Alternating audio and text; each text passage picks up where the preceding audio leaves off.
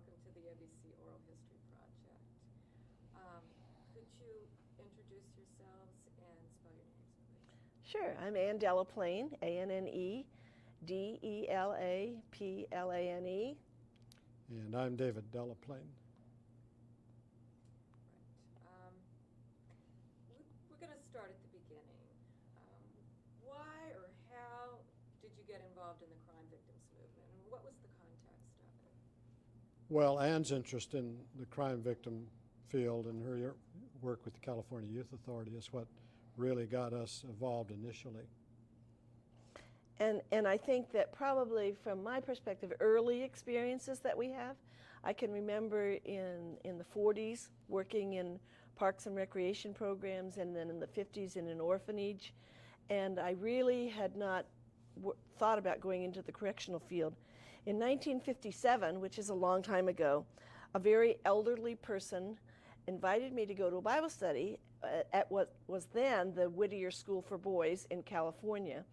And I thought to myself, she's so old, nobody's going to pay attention to her. But I was wrong. I was wrong. She'd been doing that for 30 years and had tremendous respect of the young people that were there.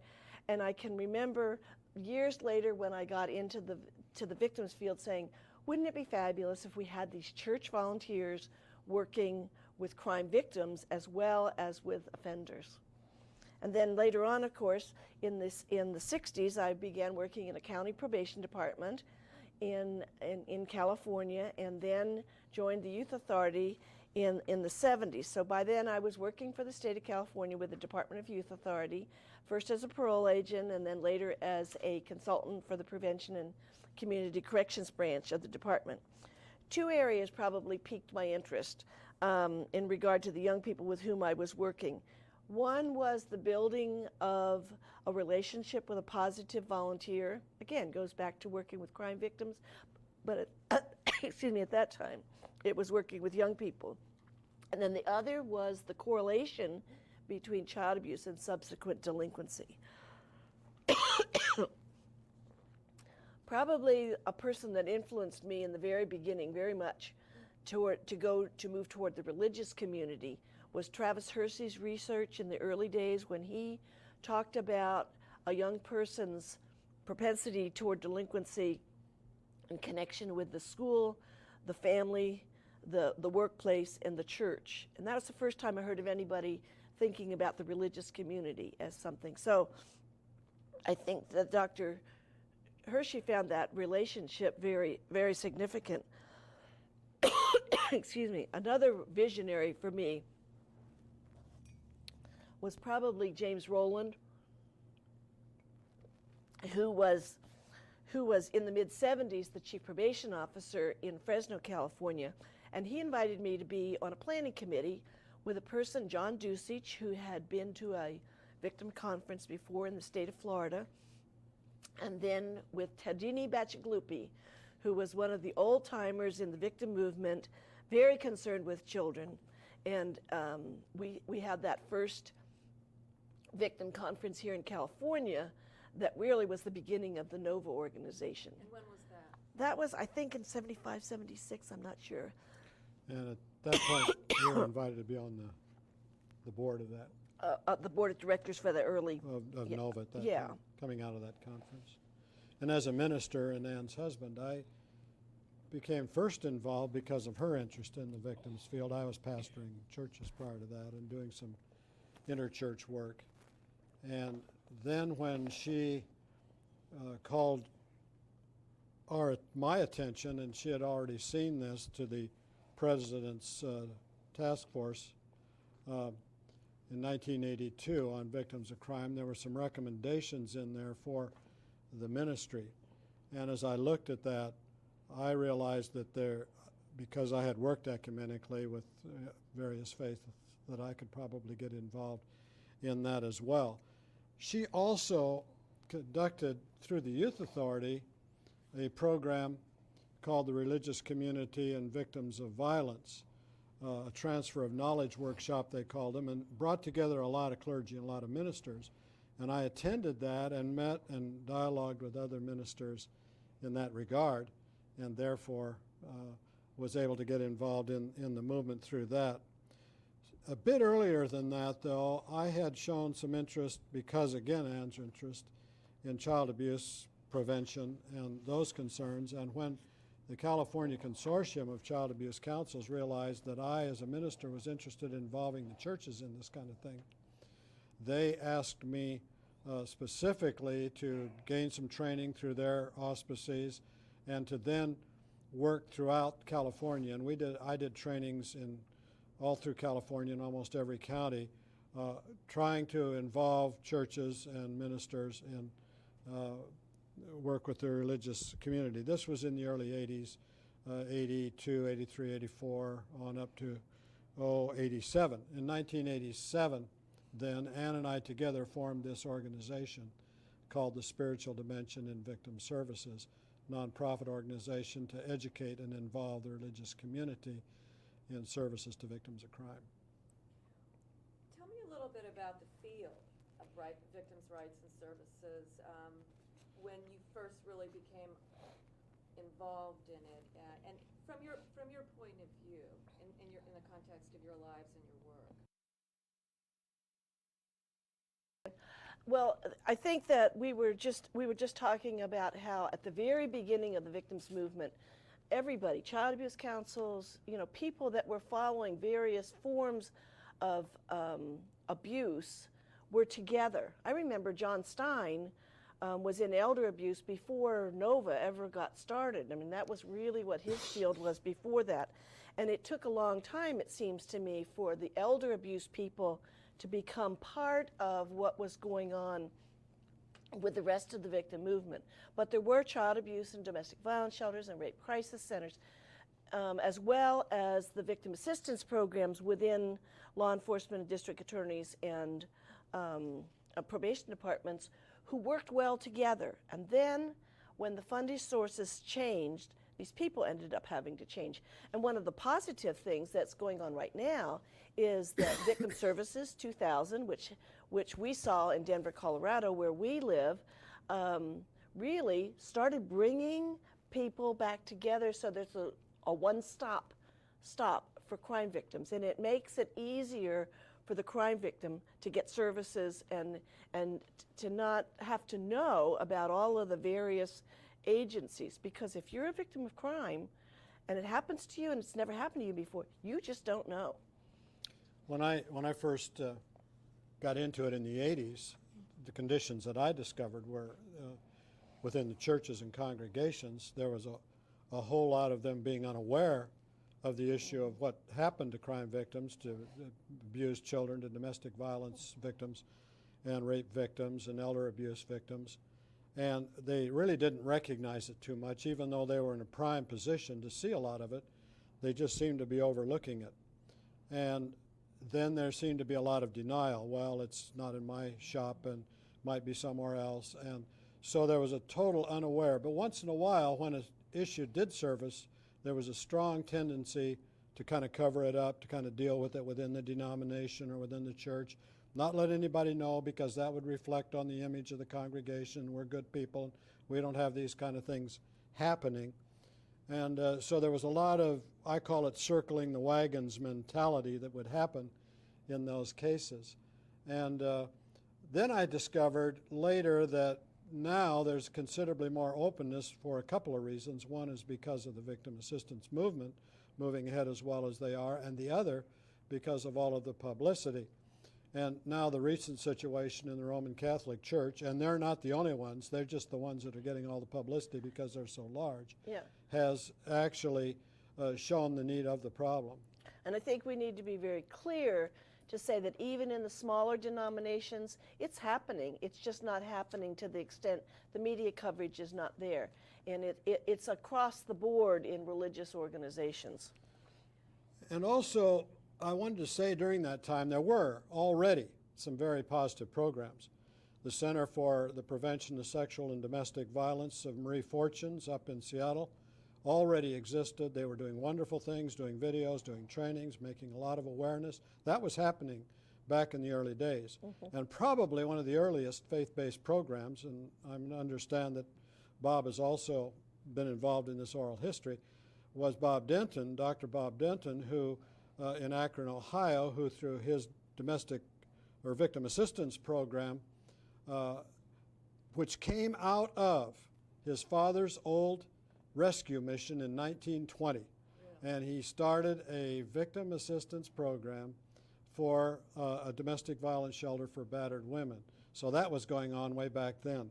And of course, Bob's been in the victim movement ever since. And another, going back clear to the 60s, is one of the places we did a training in Tennessee was the Madison Avenue Church of Christ. And we found when we went there, we met with Nick Boone, who was the director of the program. In the 60s, they began cottages for what we would call foster children, and people from the church volunteered to be trained, and they started their first one in 1960. And then in the 80s, as they recognized the need for battered women's shelters, they built transition house, first of all, a battered women's program, and then now transition apartments. So here is a religious organization that has, through their own rather large congregation, trained themselves in the various ways, worked very closely with the existing domestic violence shelters and with the existing social service people. And so they've been doing it a long time. We just didn't know about it in the early days. That brings me actually to one point that I wanted, something you've been mentioning.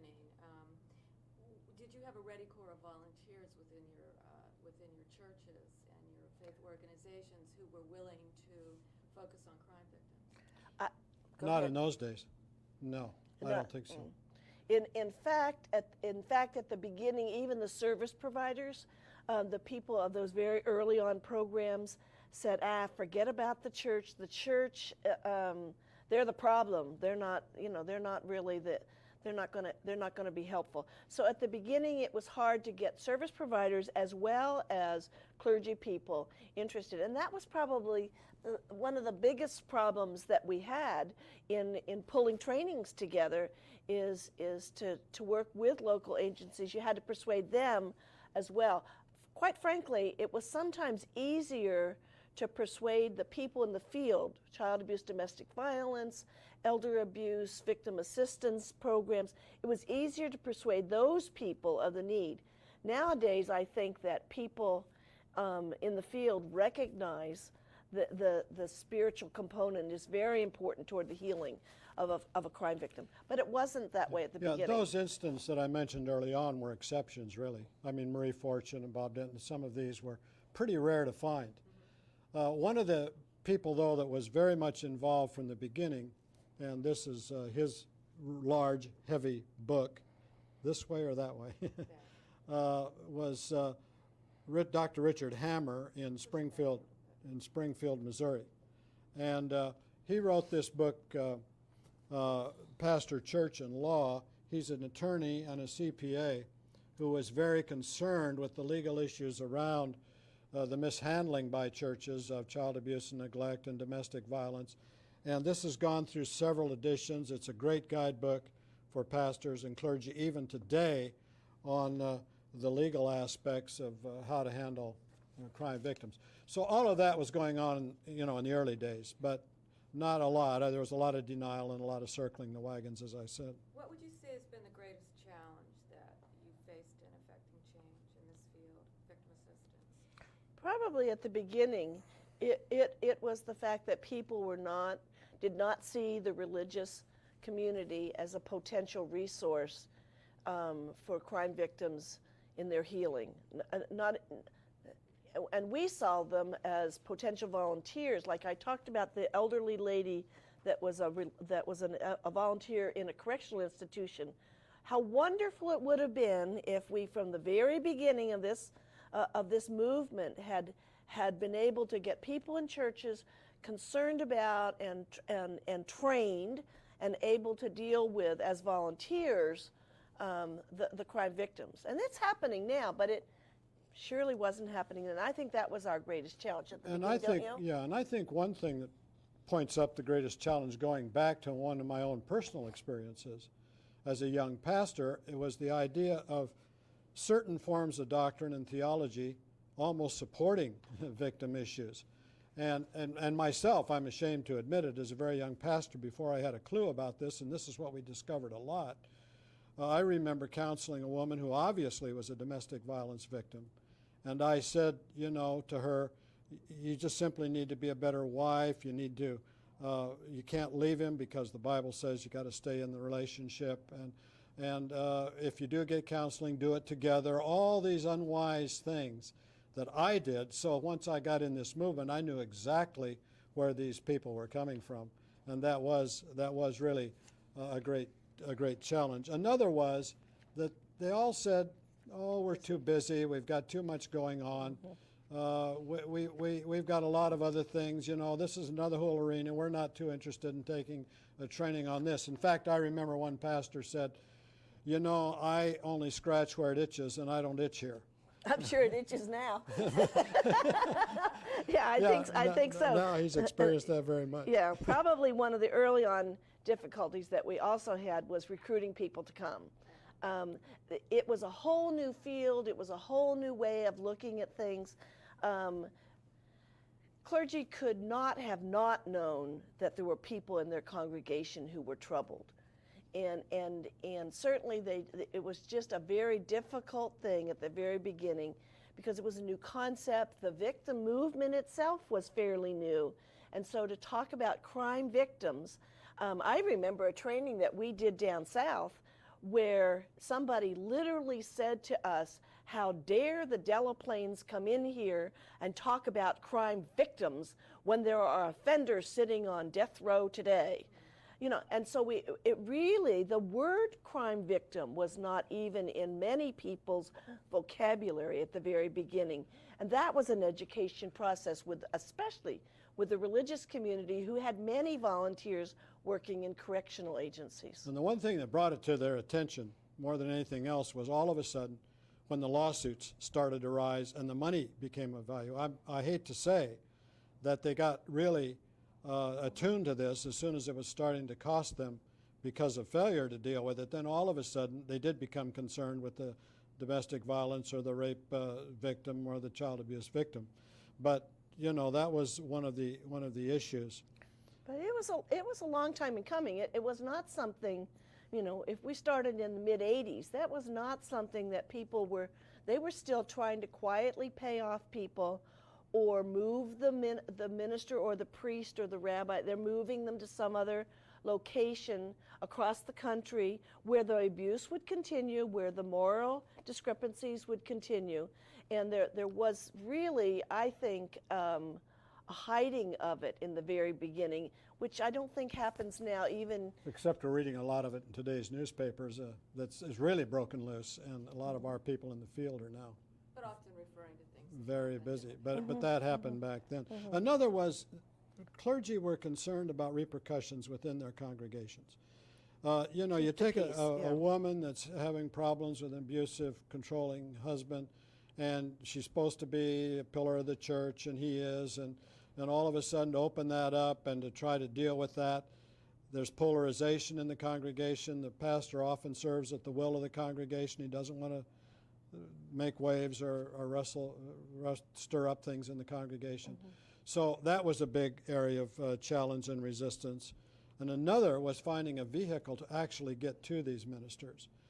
If I come from a certain faith persuasion to somebody of another faith persuasion and said, look, we want to kind of help you with crime victim issues, that doesn't mean anything. And so what we discovered is that we had to use the vehicle of a neutral, secular party like the Department of Justice or a government and public-private agencies to say we represent these people. And that gets into, of course, to the next whole issue. Which is, let's go there now. What were some of your tactics and strategies that you employed to advance your mission? We learned as we went along. And as we went along, of course, the first thing that we always knew was that you approach these people with great respect of their faith stance, even if it isn't your own. And you don't get into any discussions about the difference between what you believe and what they believe. You try to affirm them. You try to see what's positive in what clergy are doing in any particular situation. And then building from that, even if you notice they're making mistakes, you do in a cautious way. You begin to approach that as, you work along. It's kind of the old Sound of Music approach. A spoonful of sugar makes the medicine go down. And we try to do a lot of that first, and we have a lot of medicine to dispense, but we try to do it in a positive way. That was one of the things we did. And that was one of our learnings. We did a denominational survey at one time for OVC, for Office for Victims of Crime, which, and it was very interesting because our grant said we will look at 100 denominations. I assumed there were 100 denominations. And did I ever find that there are far, far more than 100 denominations. So we ended up then using research to find out where were the largest denominations and how could we deal with them. And I think that, excuse me, the denominational survey really helped us to see the wide variation. And probably our success was that we stuck to the content. If we're going to talk about child abuse, we're going to talk to you about the dynamics, the characteristics. We're going to tell you a few stories about child abuse and how it's happened in congregations and in families. And we're going to really stick to the content of the victim services side of it. We're not going to talk about theology unless it somehow, and we had many discussions about this, with people within the congregation. But David's ecumenical background was really helpful, and then that survey, which really further educated us as to the wide differences in people's theological beliefs, enabled us then, as we went into a place, oftentimes cold into a city, to try to get a balanced group of people from the very evangelical to the more liberal social action people. And we ended up, I think, with very good mixtures of imams, rabbis, priests, pastors. That helps a lot. I want to talk a little bit about your traveling and how you moved in and out of communities. How did that work? Well, first of all, and I think the biggest thing was a lot of advance work. We would go in, we would simply sometimes start cold. We would sometimes even go to the Yellow Pages and look for churches and temples and synagogues. And then we would call a few key people. And this is where that entry through a neutral party like the Department of Justice, like NOVA, like National Victim Center, like any of the agencies, the consortiums of elder abuse and all of that, saying we represented those folks and we were considering, we had some funding to do some trainings. Pretty soon you'd get some takers. And those takers often came from people who had stories. There's almost invariably somebody that's had some story. You had experience in one city around one of those stories where a top denominational leader.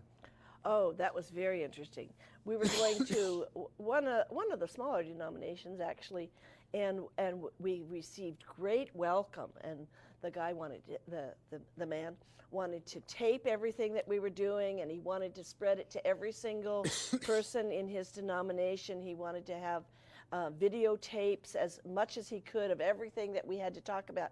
And it turned out that he was a batterer, and we really actually found that out from his wife, not necessarily from him. But he had been through some training.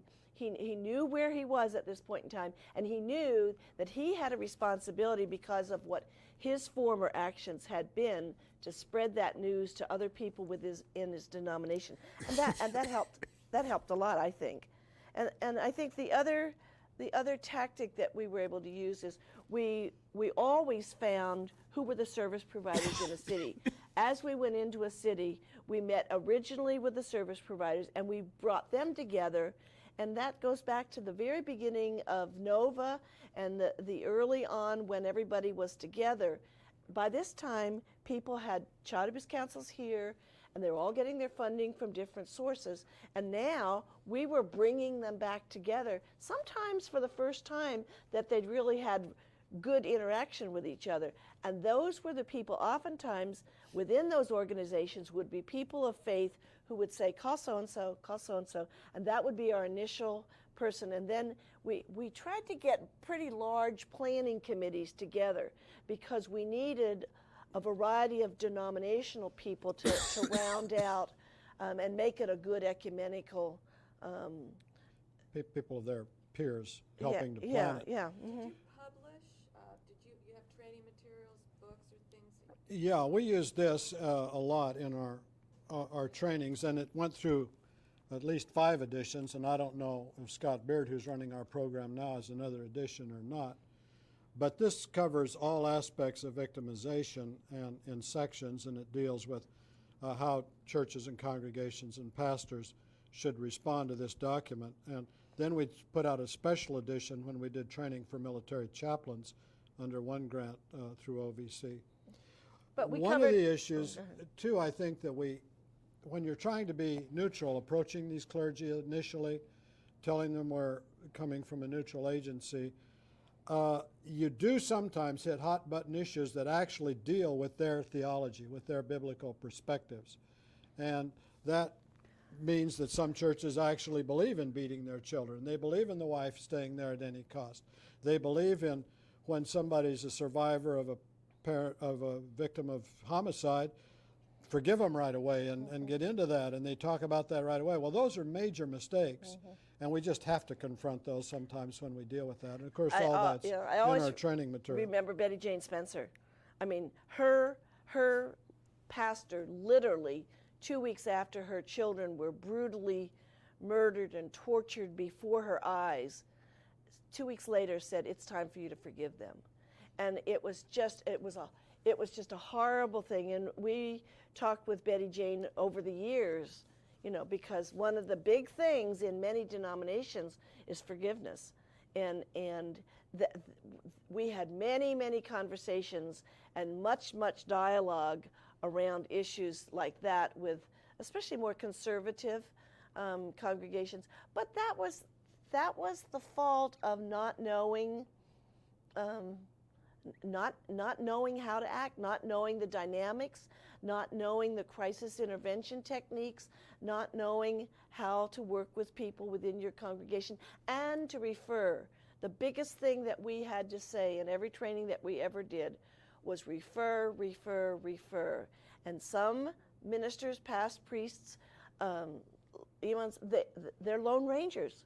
And they say, I can do it myself. I don't need to refer to anybody. And that was one of the, and I think that our being from the religious community was very much of a help to people being able to expose their vulnerability to say, we really don't know, and we do need to learn more. One of our phrases we often used in that referral thing came from the famous Utah jazz player, Karl Malone. He said, if you don't have the ball, don't shoot. and we use so that every often training. we found people not referring, and they just didn't know what they were doing and trying to deal with it anyway. Yeah. You want to talk a little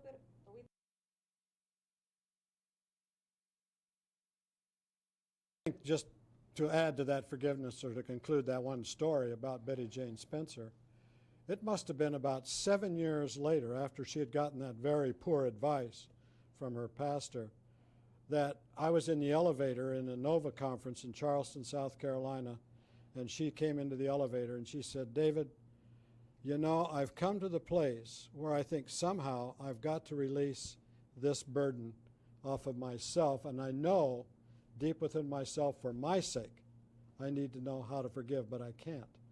And even at that point, she was still to that place. And she said, what do I do? And I said, well, if you want to pray about it, tell God you can't and see what kind of an answer you get. The following conference, she said, I did that and I finally released it. But that was years down the road, and that's the kind of thing I think the clergy need to understand. Shall we go ahead and talk about failures? Yeah, sure. Yeah, we can talk about failures. Yeah, we know about failures. Yeah, we both agree there were many.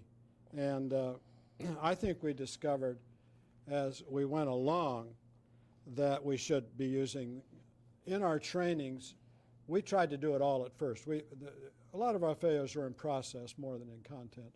But we tried to do all of it ourselves, and as we went along, we found the great success came from using the service providers in the various aspects of victimization as the presenters, and then we would come in and deal with the religious issue. And another of our failures, and I think it's something that as the victim movement moves on, particularly with the religious community and probably with others, was to do train the trainer stuff. And we were asked to do that when we finally did the big one on military chaplains in various locations in the country.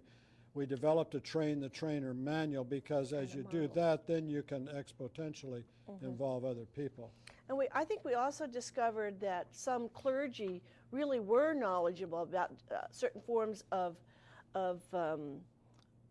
for instance, homicide. I remember we talked to a preacher who said that he was doing a funeral for a gang member who was in his inner city congregation, and the young people came in with their colors on, and he stood up in front of them and he said, "Look it, I have a mother that's grieving the loss of her 16-year-old son, and you're all sitting here with your colors, and we're not even going to continue this funeral until you take your colors off." And then there was dead silence. And one by one, they started taking their colors off. And you heard a story in Los Angeles. This is crazy. This guy does about 25 or 30, 40 funerals a year due to gang violence. One service he was having, one of the gang members of the opposite gang actually came in, walked up to the casket, and put 4 or 5 bullets right into the casket during the service. So these people, we discovered there are a lot of folks we were dealing with, particularly when we were doing the high crime urban areas, knew a lot about victimization, and we accessed them more toward the end. In the early days, we assumed that because we'd heard a lot about how churches didn't know much about victim issues, that many people did, and then we tried to access those resources. And I think probably another one of our main failures was that we really didn't get the numbers. Now, we put ourselves down for that, but at the time, we have to remember it was very, very difficult. People didn't want to deal with it. Even the service providers didn't want to deal with it in the early days. But I wish, in retrospect, that we had had more cooperation from the religious community in getting people there. At the beginning, there were some denominations who would send a deacon or they would send a sister, but they would never send a priest. And they do now. they do now, but they didn't then. And so in retrospect, at the very beginning, I think the numbers was hard for me, not being able to reach more people in this huge nation. One that I consider a failure, which really the training we did was fine and we felt good about it, but it was in a city that had a large presence of one particular denomination, and that denomination had sent, this was around child abuse prevention, had sent a representative from every one of their regions to this conference. But what they had done was set this up so that after our training, the leadership of this denomination would go off into another room in the hotel and spend an hour discussing how they would deal with the information that we got. It happened that they got from our training. And it happened that one of our colleagues was in that denomination. He was a medical doctor who had worked with child abuse concerns. And he went into that. It was only for those folks. And when they were in there, they decided that although we had talked about the mandate to report, that they would just take it to their higher authority and they would deal with it themselves. So although we presented it, we still found the same circling the wagons kind of approach. The other thing that happened, though, we had a display that we used for a long time. And even I remember particularly in that city, people came up to us and said, you know, the district attorney won't deal with my problem. But we had referral people that we could send them to that were of their own faith, who understood the problem and were able to get them headed in the right direction. So that was a wonderful kind of thing. The other area that we probably had the most difficulty with, I think, it was extraordinarily difficult, was the area of ritualistic abuse. And because the word satanic was in it, it seemed to become a religious issue. And we concentrated our efforts. We did not want to get into that field and do a lot of training in that area. But we did have a small support group. And to this day, it's 10, 15 years later, we're still in touch and keep in phone contact and in letter writing contact with this small group of survivors. But I think that area was a very and difficult. Success couldn't come very well on that because it got so sensationalized. And there was so much about it that it was just difficult to be objective. What about accomplishments? What do you perceive as the one greatest accomplishment that's promoted victims' rights and needs? Overall, for me, it's the Victims. Victims of Crime Act, of course, which then birthed and spawned all these different agencies and activities and many, many other things. And I think that probably is one of the greatest accomplishments of the whole victim rights movement when that occurred. And the constitutional amendments, as the federal and the states amendments, are just extraordinarily important. But for me, there's people like Ann Seymour, who really have been cheerleaders, and I think that we've had a lot of cheerleaders along the way. People that were not able to, didn't burn out too soon, and it's amazing to me that this woman, over all these years, and others like her. Janice Harris Lord is another person. To me, they're heroes of this whole victims movement, and Marlene and John Stein and Marlene Young. All of these people are people that are keeping the candle alive, and I think that that's probably the greatest part of what's going on in the victims And we're going to have to movement. pick up the book again there, Ann. How about within your organization? Yeah, within our organization, For me personally, and for David too, I'm sure, it's this whole President's Task Force on Victims of Crime. And I'm going to read that to you. I just want to take a minute on this tape to read it, because we say the recommendations for ministry. We use this in every training that we did, and for clergy, it was a wonderful eye-opener. So whoever put this together, all those people on that first task force, gave me the vision to take it to the religious community. And let me read this to you. In hearing after hearing across the country, victims identified the religious community as a vital and largely untapped source of support for crime victims. The government may compensate for economic loss, the state may punish, doctors may physically heal, but the lasting scars to spirit and faith are not so easily treated. Many victims question the faith that they once relied upon, or they have no faith upon which to rely, and frequently ministers and their congregations can be a source of solace that no other sector of society can provide. And it is in the unique role of the ministry that this task force offered the following recommendations, and there were two. The ministry should recognize and address the needs of crime victims. The ministry should develop both seminary and in-service training on the criminal justice system, the needs of victims, and ways to restore victims' spiritual and material health. And it goes on to comment about it. And I think one of the things that's most important is in this book, it says we were left alone, and this is so important. We were left alone to bury our daughter. More than 2,000 people attended her funeral, but after the services, everybody seemed to disappear. People didn't know what to say, so they stayed away. And even the religious stayed away. And to this day, they visit the killer and his family weekly, but for the victim's family, there doesn't seem to be any time. And that goes back to what we've made as a theme throughout this whole presentation. The balance between the victim and the offender getting services from people in the religious community. that was our original promo piece, Yeah. and it turned out to be the greatest success for us. Great. What's needed today to continue growth and professionalism in our field? Partnerships, partnerships, partnerships. I just think we're very excited to see some of the building blocks that we really established way back then being built upon by many, many people, especially those in the victim services field who recognize, and they've been told by crime victims that they need that spiritual healing. So they recognize the importance of it, and they're working toward making that happen. Yeah, and I might review in talking about what's needed, what has happened through all of our work. Thousands of clergy have been made more aware of the needs of crime victims, and during certain trainings, and one example, a woman named Reverend Kibby Ruth, who attended one of the very early on sessions in that Transfer of Knowledge workshop, now has founded a whole organization called Kairos in San Mateo, which deals with clergy who have crossed the moral boundaries and victimized people. Now she's just totally overwhelmed because of what's stirred up now in the church.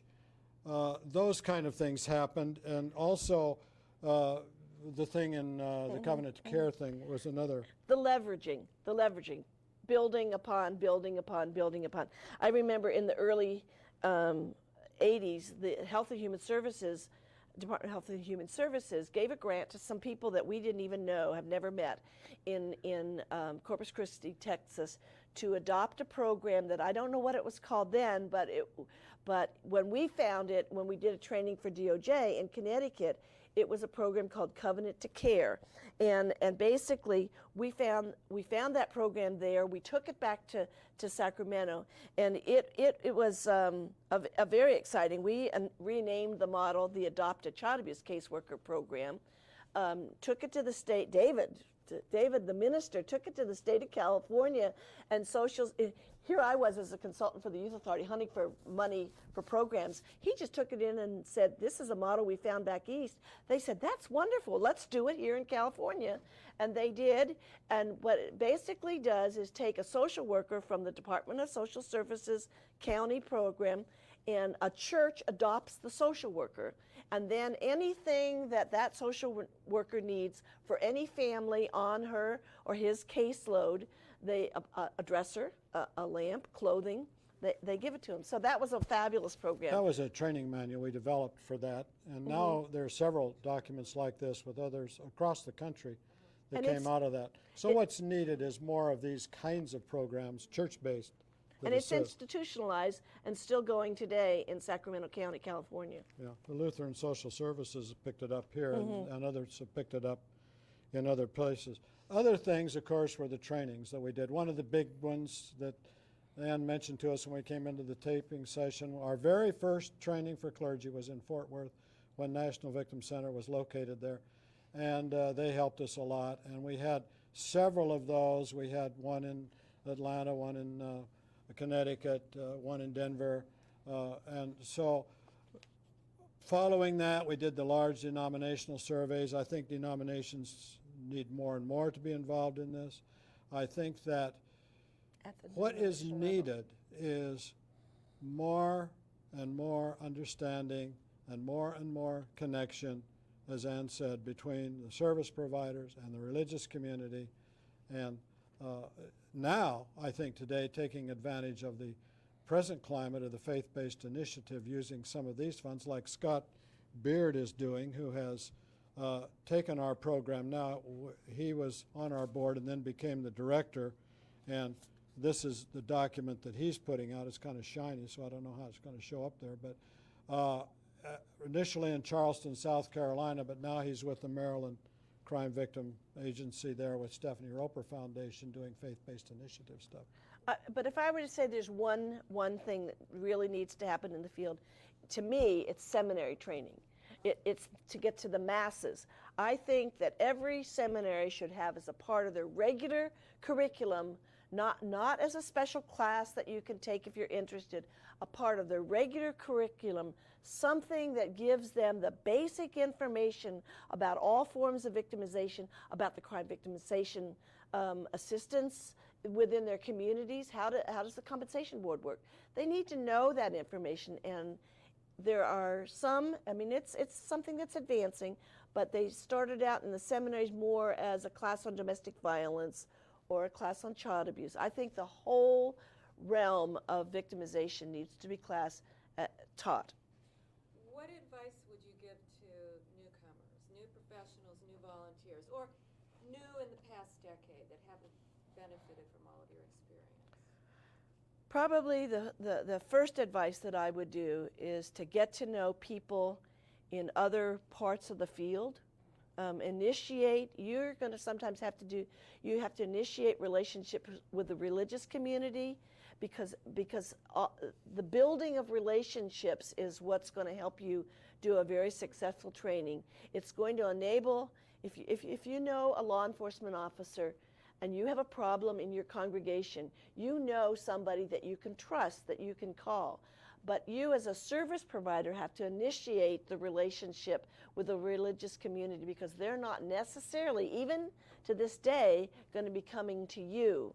So I think that's happening more, especially with individual programs within the community. And I would think, too, to build upon even the negative publicity that's come out now, to say, hey, we've got programs in place to deal with this stuff. We've got people like Marie Fortune, like Kibby Ruth, and these folks to work with you and link people up around the negative problems that come. Also, I would encourage pastor churches, congregations to join victim assistance organizations. That's Nova, right, yeah. National Victim Center. Go to every conference, go to every training, learn everything they can about it, and then come out of that, because there's new stuff coming out all the time, and the more they get involved, the more excited they get. And I agree with that. I just think that it's really important, even if you only go to one conference a year that's about crime victims, pick one and get involved and get to know those people, and that will change your ministry. You will find victims of crime in your congregation that you didn't know were there when you start talking about the issue. You do a sermon every once in a while. And you'll see who the people are within your community, within your congregation. I think, too, the one thing, to anybody that's in the field, is take care of themselves. There's so much trauma, there's so much pain and suffering in all of this issue that it's very easy to burn out after a while, and you just have to take care of yourself through this. It's one piece of advice I would give. What's your vision for the future for this field? My vision is a society where every church, every pastor, every priest, every imam, every temple, every synagogue would be well informed, involving his or her congregation and people in assistance to crime victims and in protection of those children and possible Adults. battered spouses and elder abuse potential victims, all be informed. Speaking of elder abuse, you know that the pastors are in nursing homes every day, and they need to be aware that some of those places don't treat those folks too well, and they need to know how to report it. They need to know about the elder ombudsman, people like this. So my vision is to see all of that with this kind of awareness. And I guess I'd like to see the religious community as a social institution which will allow no victim to remain without assistance and no perpetrator to remain unexposed. We would also like to envision more emphasis on restorative justice versus punitive justice, especially within congregations that are so deeply involved with offenders. And I think this would quite change the vision of many correctional institutional religious volunteers from total emphasis on working with the victims to a balanced emphasis between victims and offenders. If every religious leader was involved healing the hurt that crime inflicts, we would add vast numbers of people that are sensitized and trained to work with crime victims. And the other thing I think I'd like to see is protocols. We have protocols in domestic violence, we have protocols in rape, we have protocols for dealing with crisis intervention at the time of a crime. We need to have protocols in every church, in every synagogue, in every temple that say, this is how we protect our children, this is what we're doing in our denomination or our religion, so that crime victims are not people that continue to be hurt within our sphere of influence. What's your greatest fear? My greatest fear is division in the ranks. One agency competing with another instead of cooperating at every level, political agendas overriding human needs, and continued total unawareness in some segments of society, or sometimes the continued cover-up, circling the wagons, as I mentioned before, when an issue arises. My fear would be that some of that continue rather than the vision we just expressed. And I think that my greatest fear is that people will lose the vision. We're really concerned that the religious community is still the greatest source of volunteers in this nation, and yet we do not see the increase in numbers of people working with crime victims as volunteers. And so I think we need people of vision that can see that, will grab hold of the vision, and will build it, and will not miss opportunities to develop partnerships. And I like your last statement and thought that you often have. Yeah, I said, we talk about justice for all. I think I would like there to be equal access to spiritual healing for all. That's what I'd like to see.